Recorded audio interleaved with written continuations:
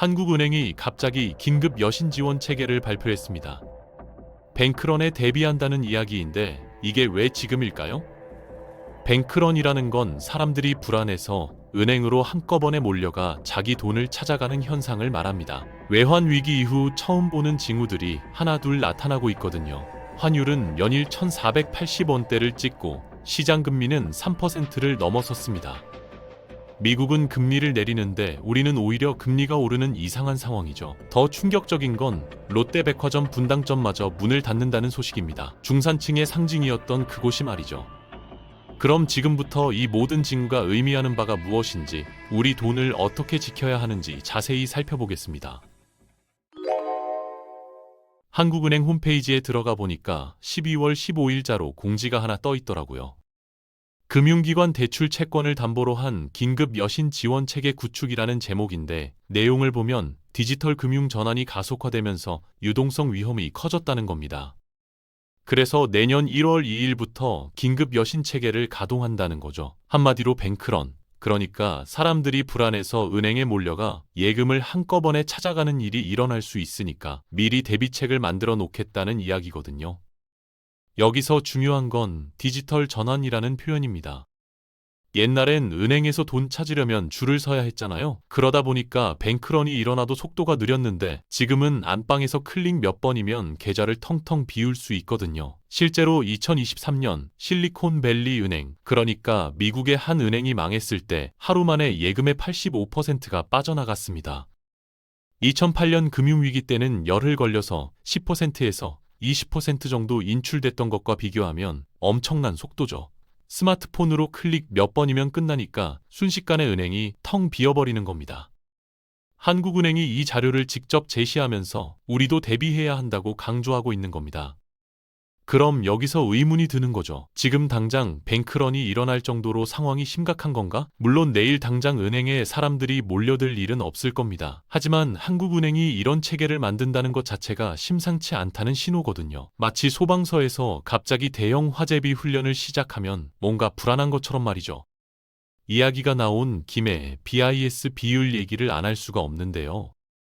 BIS 비율이라는 건 은행의 건전성을 나타내는 지표입니다. 쉽게 말하면 은행이 얼마나 튼튼한지 보여주는 숫자예요. 1금융권, 그러니까 일반 시중은행들은 지금 BIS 비율에 큰 문제가 없습니다. 하지만 2금융권, 그러니까 저축은행이나 상호금융 같은 곳은 얘기에 좀 다르거든요. 챗GPT한테 물어보기만 해도 알 수 있어요. 지금 이 금융 중에서 BIS 비율 문제 있는 곳 어디야? 라고 물어보면 바로 답이 나옵니다. 당장 뱅크런이 생기지는 않겠지만 경제 위기와 신용경색 우려가 커지는 지금 시점에서는 내가 거래하는 금융기관이 안전한지 한 번쯤은 체크해봐야 합니다.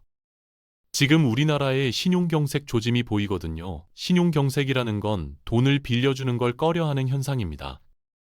은행들이 불안해서 대출을 줄이고 그러다 보니 돈이 필요한 사람들이 돈을 구하기 어려워지는 거죠. 시장 금리가 계속 올라가고 있어요. 불과 한 달 전만 해도 2%대 초반이었던 금리가 지금 3%를 넘어섰습니다. 미국은 12월에 0.25% 금리를 인하했는데 우리는 오히려 시장 금리가 오르는 상황이에요. 이게 정상적인 경제 상황이 아니라는 증거죠. 환율 문제는 더 심각합니다. 원달러 환율, 그러니까 달러 한 개를 사려면 우리 돈 얼마를 내야 하는지를 나타내는 숫자가 며칠째 1,480원대를 오르락내리락하고 있거든요. 그러다가 어제는 드디어 종가 기준으로 1,481원을 찍었습니다. 달러 인덱스나 원엔 환율은 비교적 안정적인데 유독 원달러 환율만 이렇게 높은 수준을 유지하고 있다는 게 문제예요. 우리 수출 기업들이 달러를 못 벌어오는 것도 아니거든요. 3분기에 이어서 4분기 실적도 잠정치로는 나쁘지 않습니다. 그런데도 환율이 안 떨어지는 이유가 뭘까요? 국제통화기금, 그러니까 IMF 총재가 직접 한국을 지목해서 국가 채무 증가 속도를 늦추라고 경고했습니다. 내년에는 확장 재정 정책, 그러니까 나라에서 돈 많이 쓰는 정책을 줄여야 한다고 공개적으로 말한 거죠. 국제기구 수장이 특정 국가를 콕 찍어서 이런 말을 한다는 건 상당히 이례적인 일이거든요. 그만큼 우리 상황이 심각하다는 반증입니다. 가계부채, 그러니까 국민들이 진 빚은 이미 GDP 대비 100%를 넘어섰습니다. GDP라는 건 우리나라에서 1년 동안 만들어낸 모든 가치를 합친 금액인데 국민들이 진 빚이 그것보다 많다는 얘기예요. 금액으로 따지면 1968조 원 정도 되는데 다음번 발표에서는 2000조 원을 넘길 가능성이 큽니다. 이 시한폭탄이 째깍째깍 소리를 내면서 우리를 압박하고 있는 거예요. 그래서 연말에 자신의 부채 상황을 점검해 볼 필요가 있습니다. 마이너스 통장, 신용대출, 현금 서비스, 카드론, 주담대 등등 내가 지금 어떤 빚을 얼마나 지고 있는지 정확히 파악해야 합니다. 한국은행이 최근에 이례적인 발표를 했습니다. 집값과 환율 상승이 유동성 증가만으로는 설명이 안 된다는 내용이었는데요. 유동성 증가라는 건 쉽게 말하면 시중에 돈이 많이 풀렸다는 얘기입니다. 평소에는 욕을 먹든 말든 가만히 있던 한국은행이 적극적으로 해명에 나선 겁니다. 많은 사람들이 이창용 총재를 비난하니까 참기 어려웠나 봐요. 한국은행이 돈을 풀어서 환율이 오른 게 아니라고 말하고 싶었던 거죠. 그런데 실제로 데이터를 보면 할 말이 없어집니다. 2000년대 초반부터 지금까지 우리나라 M2 증가율을 미국과 비교해보면 미국보다 우리나라가 훨씬 많이 돈을 풀었거든요. M2라는 건 시중에 풀린 돈의 양을 나타내는 지표예요. 미국은 기축통화국, 그러니까 전 세계에서 다 쓰는 돈을 만드는 나라라서 돈을 좀 풀어도 화폐 가치가 크게 안 떨어집니다. 그런 미국보다도 우리나라가 더 많이 통화량을 늘렸다는 게 문제예요. 우리나라는 기축통화국도 아니고 경제 규모도 작은데 통화량을 37%나 증가시켰습니다. 지금 우리가 겪고 있는 환율 상승과 물가 압박은 그 대가를 치르는 거라고 볼 수 있죠. 시장금리 상승을 막기 위해서 한국은행이 국고채 단순 매입에 나섰습니다. 국고채라는 건 나라에서 발행하는 채권인데 한국은행이 이걸 1조 5천억 원어치 사들였어요. 이게 2012년 이후 3년 만에 처음 있는 일이거든요. 그런데도 시장금리는 여전히 높은 상태를 유지하고 있습니다. 금리가 오르는 이유는 크게 두 가지인데 수요가 늘어나거나 공급이 부족하거나죠. 지금은 공급이 부족해서 금리가 오르고 있는 겁니다. 수요가 늘어나서 금리가 오르는 건 사실 좋은 신호예요. 기업들이 투자하려고 돈을 빌리려 한다는 뜻이니까요. 대기업들이 공장 짓고 연구개발 투자할 때 자기 돈으로 하는 게 아니거든요. 은행에서 빌려서 하는 건데 그렇게 하려면 미래에 대한 확신이 있어야 합니다. 몇 년 후에 투자 성과가 나올 거라는 자신감이 있어야 대출을 받는 거죠. 그런데 지금은 그런 상황이 아닙니다. 돈을 빌려주려는 사람들이 줄어들고 있어요. 공급 부족이 금리 상승을 만들고 있는 거죠. 여기서 우리가 할 수 있는 게 뭘까요? 솔직히 개인이 할 수 있는 방법은 많지 않습니다. 지금은 미국만 쳐다보고 있는 상황이거든요.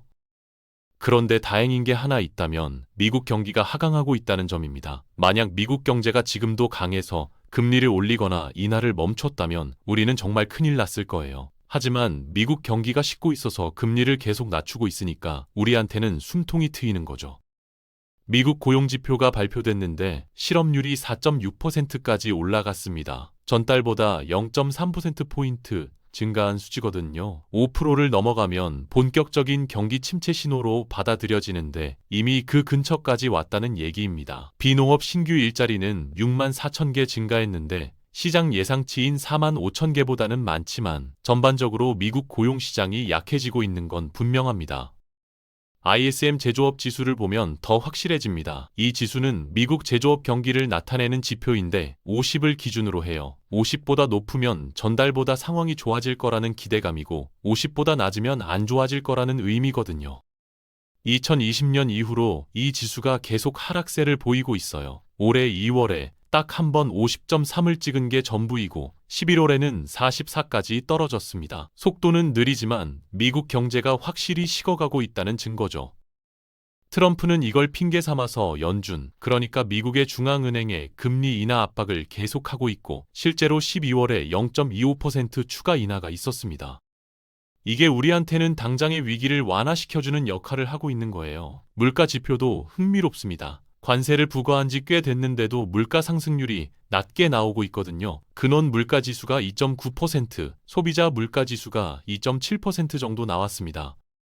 관세 때문에 물가가 오를 거라고 모두가 걱정했는데 실제로는 안 오르고 있어요. 이게 좋은 신호일까요? 제가 보기엔 아닙니다. 관세를 부과했는데도 물가가 안 오른다는 건 그만큼 경기가 나쁘다는 뜻이거든요. 수요가 줄어들어서 가격을 올릴 수가 없는 상황인 거죠. 단기적으로는 우리한테 숨통을 틔워주지만 미국이 본격적인 경기 침체로 가면 우리한테도 불똥이 튈 수밖에 없습니다. 이런 상황에서 우리나라는 어떻게 되고 있을까요? 초양극화가 더 심해지고 있습니다. 뱅크런 체계를 만든다는 것 자체가 충격적이지만 당장 뱅크런이 생긴다는 얘기는 아니에요. 하지만 경기가 나빠지면 초양극화 현상이 가속화된다는 게 문제입니다. 지금도 양극화가 심한데 앞으로는 더 심해질 거란 얘기거든요. 국가 부채는 계속 늘어나는데 초양극화 문제는 해결이 안 되고 있습니다. 그냥 양극화라는 말로는 표현이 안 될 정도예요. 하이퍼폴라라이제이션, 그러니까 극심한 양극화라고 부르는 이유가 있습니다. 경기가 어렵다고들 하는데 백화점에 가보면 손님이 꽤 많거든요. 전 세계에서 매출이 가장 높은 백화점이 어디 있는지 아세요? 미국도 아니고 일본도 아니고 바로 우리나라입니다. 작년 기준으로 신세계 강남점이 연 매출 3조 3천억 원을 기록했습니다. 백화점 하나가 1년에 3조 원 넘게 파는 거예요. 롯데 잠실점도 3조 원을 넘겼고요. 이렇게 3조 클럽에 속하는 백화점이 우리나라에만 2개나 있습니다. 신세계 센텀시티가 2조 8천억, 롯데 본점이 2조 원대, 현대 판교가 1조 7천억 정도 되는데 상위 4개 백화점 합산 매출이 10조 원이 넘습니다. 그런데 이 안에서도 또 양극화가 일어나고 있다는 게 충격이에요. 롯데백화점이 분당점을 철수한다고 발표했습니다. 며칠 전에 나온 따끈따끈한 뉴스거든요. 분당이라고 하면 대한민국 중산층의 상징 같은 동네잖아요. 준강남 지역으로 불리는 곳이고 롯데백화점 분당점은 서현역 바로 앞에 있어서 위치도 최고입니다. 분당 문화생활의 중심지였던 곳이죠. 그런데 이런 백화점마저 문을 닫는다는 겁니다. 롯데는 선택과 집중이라는 표현을 썼지만 결국 장사가 안 되니까 철수하는 거잖아요. 모든 손님들이 바로 옆 판교에 있는 현대백화점으로 가버리는 겁니다. 좀 더 럭셔리하고 고급스러운 물건을 찾아서 판교로 가는 거죠. 초양극화가 얼마나 무서운지 보여주는 사례입니다. 옆집을 다 죽여버리는 겁니다. 묻어가는 게 불가능해진 거예요. 예전 같으면 우리 팀만 잘하면 개인이 좀 부족해도 묻어갈 수 있었는데 이제는 그게 안 됩니다. 철저하게 검증받아야 살아남습니다. 1등 아니면 살기 어렵고 확실한 캐릭터가 없으면 도태되는 시대가 온 거죠. 완전 럭셔리로 가든지 완전 가성비로 가든지 아니면 완전 독특한 개성으로 승부를 봐야 합니다. 이도 저도 아니면 그냥 망하는 겁니다. 우리가 지금 맞고 있는 경제 위기는 외환 위기처럼 갑작스럽게 오는 게 아닙니다. 이미 우리 주변에 와 있어요. 대부분의 사람들이 못 느끼고 있을 뿐이죠. 롯데백화점 분당점이 철수하는 것도 그 신호 중 하나입니다. 환율이 1,480원대를 오가고 시장금리가 3%를 넘어서고 한국은행이 뱅크런비 체계를 만들고 중산층 백화점이 문을 닫는 이 모든 게 연결되어 있습니다. 그럼 우리는 뭘 해야 할까요? 주변을 잘 살펴봐야 합니다. 2025년이 끝나가고 2026년이 시작되는 지금 정신을 바짝 차려야 할 때입니다. 내가 거래하는 금융기관이 안전한지 체크하고 내 부채 구조를 점검하고 내 일자리가 초양극화 시대에도 살아남을 수 있는 경쟁력이 있는지 냉정하게 평가해야 합니다. 1등이 아니어도 괜찮습니다. 하지만 나만의 확실한 강점이 있어야 해요. 가성비로 승부할 건지 고급화로 갈 건지 아니면 독특한 전문성으로 차별화할 건지 방향을 정해야 합니다. 묻어가려고 하면 안 됩니다. 그 시대는 이미 끝났거든요. 미국 경기가 하강하면서 우리한테 잠깐 숨통이 트이고 있지만 이게 언제까지 갈지 모릅니다. 미국이 본격적인 침체로 가면 우리도 같이 끌려 내려갈 수밖에 없어요. 그 전에 준비를 끝내야 합니다. 부채를 정리할 건 정리하고 경쟁력을 키울 건 키우고 안전자산을 확보할 건 확보해야 합니다. BIS 비율, 그러니까 은행 건전성 지표가 낮은 금융기관은 피하고 변동금리 대출은 고정금리로 전환하는 것도 고려해 볼 만합니다. 신용대출이나 마이너스 통장보다는 담보대출이 안전하고 카드론이나 현금 서비스 같은 고금리 대출은 최대한 빨리 갚는 게 좋습니다. 투자도 신중하게 해야 해요. 영끌, 그러니까 영혼까지 끌어모아 투자하는 것이나 B2, 빚내서 투자하는 건 절대 금물이고 여유자금으로만 해야 합니다. 국제통화기금 총재가 직접 경고했고 한국은행이 뱅크런 대비 체계를 만들었고 시장금리는 계속 오르고 있습니다. 이 모든 신호를 무시하면 안 됩니다. 2026년을 제대로 준비하는 사람만 살아남을 수 있는 시대가 오고 있습니다. 지금 당장 내 재무 상태를 점검하고 위기에 대비하세요. 찬물로 세수하듯 정신을 바짝 차려야 할 때입니다.